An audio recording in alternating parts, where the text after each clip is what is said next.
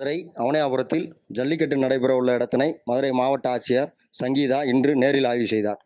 உலக புகழ்பெற்ற மதுரை அவனியாபுரம் ஜல்லிக்கட்டு போட்டிக்கான மதுரை அவனியாபுரம், பாலமேடு, அலங்காநல்லூர் ஆகிய ஜல்லிக்கட்டு போட்டிகள் வருகிற ஜனவரி 15, 16, 17 ஆகிய தேதிகளில் நடைபெறும் என மாவட்ட நிர்வாகம் சார்பாக நேற்று அறிவிப்பு வெளியிடப்பட்டிருந்தது.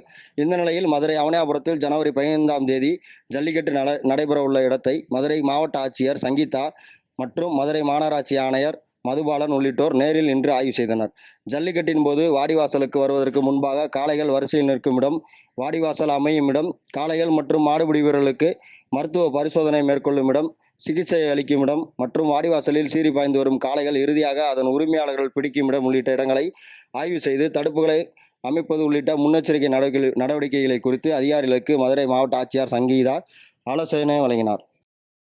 பாதகம் செய்பவரை கண்டால் நாம் பயங்கொள்ளலாகாது பாப்பா, மோதி மிதித்து விடு பாப்பா, அவர் முகத்தில் உமிழ்ந்து விடு பாப்பா. அண்மை செய்திகளை உடனுக்குடன் தெரிந்து கொள்ள இணைந்திருங்கள் இயம்நாடு தொலைக்காட்சியுடன்.